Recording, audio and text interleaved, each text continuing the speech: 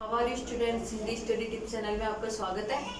आज हम बात करेंगे हमारे जो पहला वीडियो था अव्यय, उसका जो मैंने एक पार्ट आपको पढ़ा दिया था क्रिया विशेषण। अब उसका जो नेक्स्ट पार्ट आ रहा है वो है संबंध बोधक। जो हमारा संबंध बोधक अव्यय है उसके बारे में हम आज पढ़ने जा रहे हैं। तो संबंध बोधक की सबसे पहले हम डेफिनेशन के बारे में बात करते हैं। इससे पहले मैंने इसका जो फर्स्ट पार्ट पढ़ाया था अव्यय का, जो फर्स्ट भेद था वो था क्रिया विशेषण। और नेक्स्ट है संबंध बोधक। क्रिया विशेषण में क्या था, क्रिया की विशेषता के बारे में बात हुई थी, लेकिन अब आ रहा है संबंध बोधक। तो संबंध बोधक यानी नाम से ही पता चल रहा है कि किसी चीज के साथ में संबंध यानी कि रिश्ता, तो किस तरीके से किसके साथ में क्या संबंध होता है उसी के बारे में बात कर रहे हैं।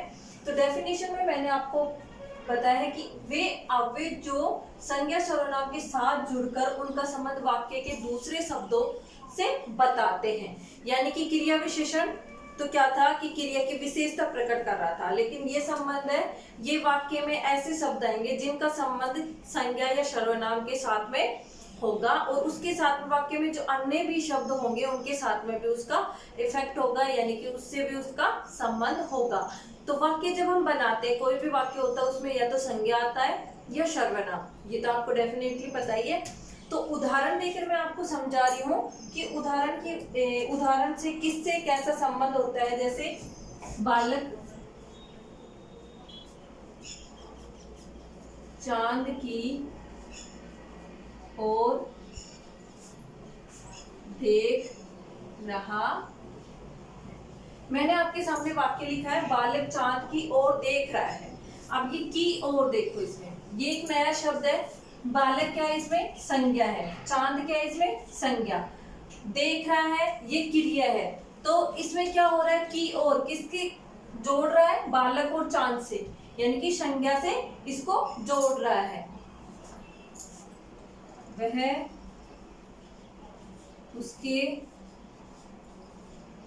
पीछे है, ये देखो पीछे वह और उसके क्या है, सर्वनाम है, पीछे क्या है, संबंध, यानी कि ये जो संबंध बोधक अव्यय है ये इसमें सर्वनाम से हमें जोड़ रहा है। इधर भी ये जो की ओर है वो बालक और चांद से हमें जोड़ रहा है।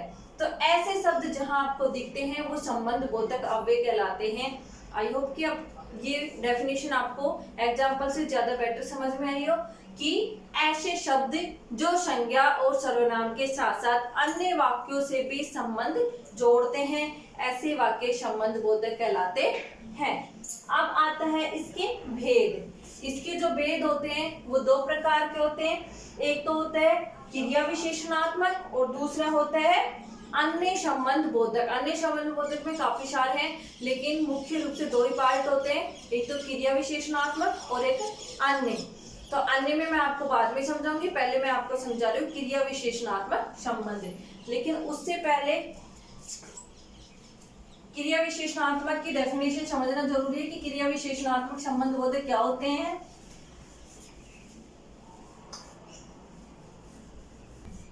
हम बात कर रहे थे संबंध बोधक के प्रकार के बारे में। तो इसका जो फर्स्ट जो पार्ट आता है वो आता है क्रिया विशेषणात्मक संबंध बोधक। तो नाम से ही पता लग रहा है क्रिया विशेषणात्मक संबंध बोधक, यानी कि क्रिया विशेषणात्मक और संबंध बोधक ऐसे कुछ अव्यय होते हैं जो क्रिया विशेषण, जो हमने पहले पार्ट पढ़ा था क्रिया विशेषण, और दूसरा जो इसका पार्ट है अव्यय का संबंध बोधक। दोनों की डेफिनेशन मैंने अलग अलग बताई थी। क्रिया विशेषणात्मक की मैंने क्या बताई थी कि जिसमें क्रिया की विशेषता बताई जाती है, और संबंध बोधक मैंने क्या बताया था कि संबंध बोधक संज्ञा सर्वनाम के साथ साथ अन्य शब्दों के साथ में भी संबंध जोड़ते हैं। तो ऐसे कुछ अव्यय जो क्रिया विशेषणात्मक और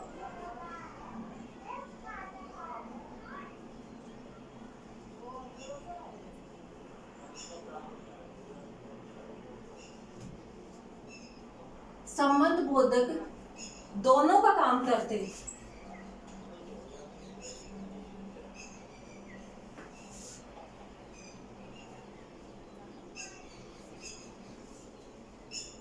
वो क्रिया विशेषणात्मक संबंध बोधक कहलाते हैं। कुछ ऐसे अव्यय होते हैं जो क्रिया विशेषणात्मक भी होते हैं और संबंध बोधक भी होते हैं। तो वो शब्द क्या होते हैं, क्रिया विशेषणात्मक संबंध बोधक होते हैं, यानी कि जिसमें क्रिया का भी बोध हो रहा है, यानी कि क्रिया की विशेषता का भी, और उसके साथ साथ में वो जो शब्द है वो संज्ञा सर्वनाम के साथ में अन्य शब्दों पर भी संबंध जोड़ रहे हैं। उदाहरण के तौर पर मैं आपको समझा रही हूं।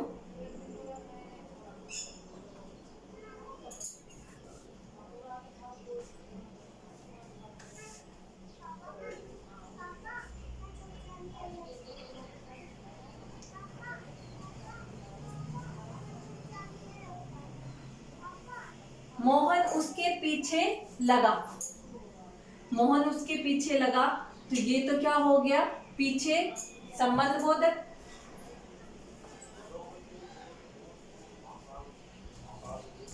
दूसरा वाक्य है सोहन मोहन से धीरे चला।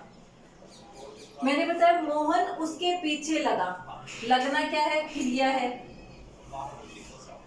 लगना क्या है, क्रिया, पीछे क्या है, संबंध, मोहन और उसकी क्या है, संज्ञा और सर्वनाम। इसी तरीके से सोहन मोहन से धीरे चला, ये से धीरे यानी कि सोहन मोहन, ये क्या है, संज्ञा। तो इसी तरीके से इसमें दोनों का बोध हो रहा है, क्रिया का भी हो रहा है, यानी धीरे चलना, पीछे चलना। ये क्या है, क्रिया की विशेषता भी है कि लग रहा है, पीछे लग रहा है, तो क्रिया की विशेषता हो गई। धीरे चलना क्या होगी, क्रिया की विशेषता, यानी कि वो चल तो रहा है लेकिन कैसे, धीरे। तो इसमें क्रिया का भी बोध हो रहा है और इसमें क्रिया के साथ और संज्ञा सर्वनाम के साथ इसका संबंध भी हो रहा है। तो ऐसे वाक्य क्रिया विशेषणात्मक संबंध बोधक कहलाते हैं।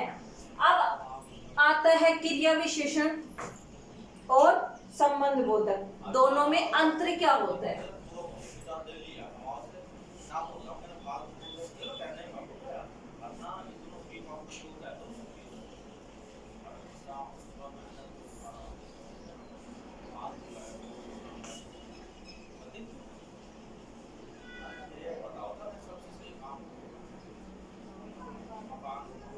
अब हम बात करेंगे क्रिया विशेषण और संबंध बोधक में अंतर क्या होता है, कैसे पता चलेगा हमें कि क्रिया विशेषण कौन सा है और संबंध बोधक कौन सा होता है।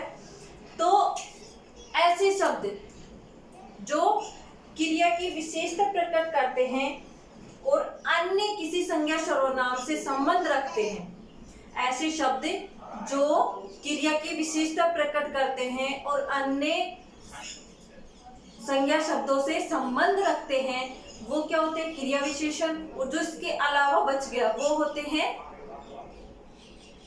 संबंध बोधक। यानी कि ऐसे शब्द जो क्रिया के साथ में क्रिया की विशेषता बताते हैं वो तो हो गए क्रिया विशेषण, और जो शब्द संज्ञा सर्वनाम के साथ संबंध रखते हैं वो होते हैं संबंध बोधक। उदाहरण के लिए मैं अलग अलग उदाहरण दे रही हूँ, आपको देखना है। तो पहला मैंने लिखा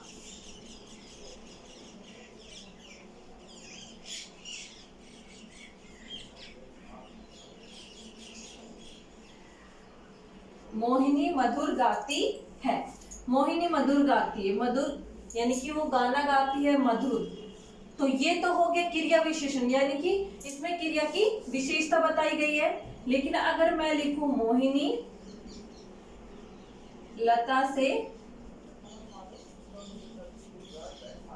मधुर गाती है, तो ये हो गया संबंध बोधक, यानी कि इसमें ये मोहिनी का लता से क्या हो गया, संबंध हो गया। मोहिनी का क्या हो गया, लता से संबंध। आगे का वही रहेगा, यानी कि मधुर गाती है लेकिन किससे, लता से, तो ये हो गया संबंध बोधक।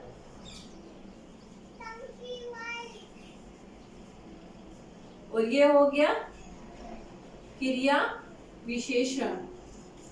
यहाँ भी मैंने आपको बताया था सोहन मोहन से धीरे चलता है, यहाँ क्या हो गया, इसमें संबंध बोधक। मोहन उसके पीछे लगा, इसमें क्या हो गया, संबंध बोधक। यानी कि इसमें भी उसके क्या है, सर्वनाम है, मोहन क्या है, संज्ञा है। इसमें सोहन मोहन संज्ञा है। तो इसी तरीके से इसमें अलग अलग अंतर आ गया। अब इसका जो नेक्स्ट टॉपिक हम पढ़ने जा रहे हैं, अन्य संबंध बोधक, वो कौन कौन से हैं उसके बारे में बात करेंगे। अब हम बात कर रहे हैं जो इसका संबंध बोधक का दूसरा पार्ट बच गया था, अन्य संबंध बोधक। अन्य संबंध बोधक में काफी सारे हैं, इसमें आपको कंफ्यूज होने की जरूरत नहीं है।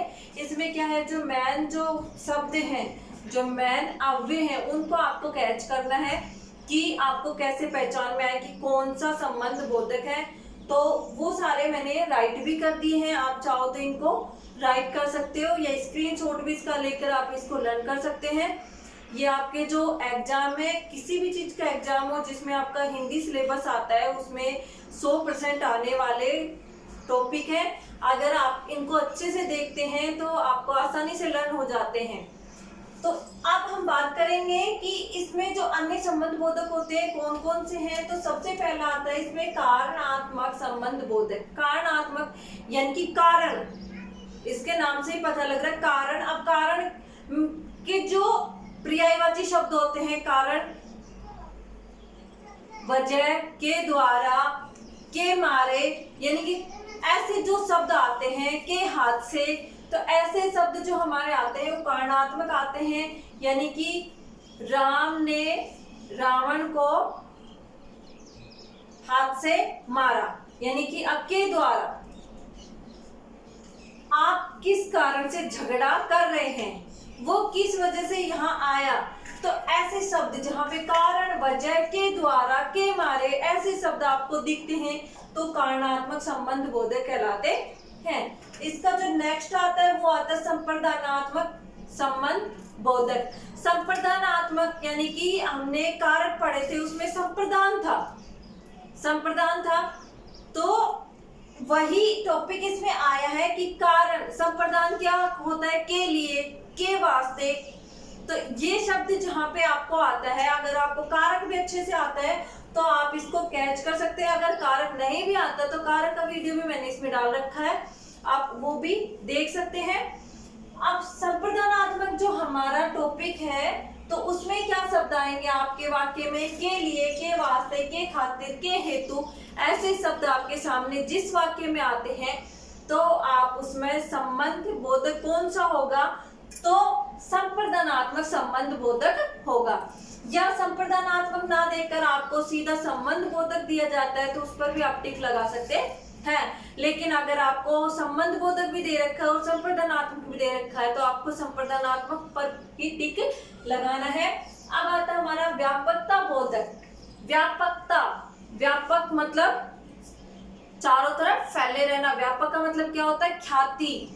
तो उससे क्या, से लेकर तक पर्यंत, ऐसे शब्द जहां पे आपके सामने आते हैं जिस वाक्य में से लेकर तक पर्यंत ऐसे शब्द जहां पे आते हैं वो आपका आएगा व्यापकता बोधक संबंध बोधक। अब आता है संगति बोधक। संगति का मतलब होता है साथ, संगत। तो ऐसे शब्द संग, भीड़, जहां भी ऐसे शब्द आते हैं वो संगति बोधक में आते हैं। के साथ, के संग, ऐसे शब्द जहां पे आपके सामने के संग या के साथ आता है तो वो आपका संगति बोधक संबंध बोधक कहलाता है। अब आता है अतिरिक्ता बोधक। अतिरिक्ता बोधक में के बिना, के बगैर, के अतिरिक्त, के अलावा, यानी कि ऐसे शब्द आपके सामने आते हैं के बिना, के बगैर, के अतिरिक्त, के अलावा, तो उसमें आपको टिक लगाना है अतिरिक्तात्मक बोधक पर। अब आता है तुलनात्मक बोधक। तुलना यानी कि किसी के साथ कंपेयर करना, की अपेक्षा, की तुलना, के समान, ऐसे शब्द आपके सामने आते हैं तो वो होता है तुलनात्मक बोधक। नेक्स्ट आपका आता है विकल्पात्मक बोधक। विकल्पात्मक बोधक, बोधक का मतलब विकल्प, जो हमारे विकल्प यानी कि वो जो हमारे ऑप्शन आते हैं या ऑप्टिकल क्वेश्चन आते हैं उसमें भी हम क्या होता है कि के बदले, यानी जो विकल्प हमें मिलता है ऐसे शब्द, यानी कि जिसमें ऐसे शब्द आते हैं के बदले, की जगह में या किसी जगह पर ऐसे शब्द आपके सामने आते हैं तो वो होता है आपका विकल्पात्मक बोधक। अब इसमें दो और बच गए, एक होता है प्रतिकूलात्मक और एक होता है संबंधात्मक। प्रतिकूलात्मक का मतलब क्या होता है, के विपरीत के विरुद्ध, के प्रतिकूल, के अनुरूप, और संबंध बोधक होता है के बाबत, के विषय।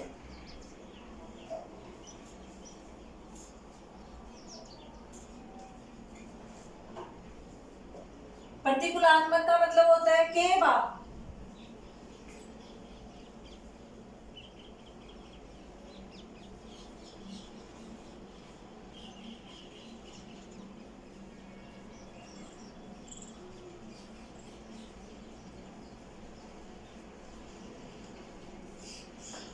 एक होता है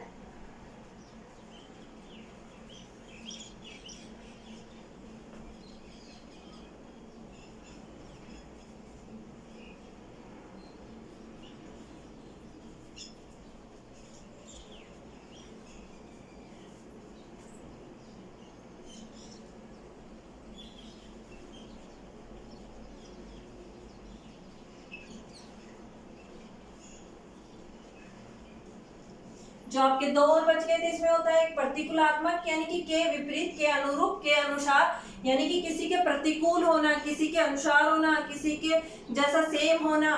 तो ऐसे शब्द यानी कि किसी के विपरीत या किसी के अनुरूप के या किसी के अतिरिक्त या के किसी के अनुसार, तो ऐसे शब्द जहां पे आपके सामने होते हैं वो प्रतिकूलात्मक होते हैं। एक होता है संबंधात्मक। संबंधात्मक का मतलब होता है के वास्ते, यानी कि किसी के वास्ते, के विषय, किसी के विषय पर, के बाबत यानी कि किसी के बाबत, किसी के लिए।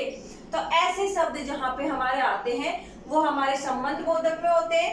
ये संबंध बोधक के अन्य संबंध बोधक के पार्ट थे।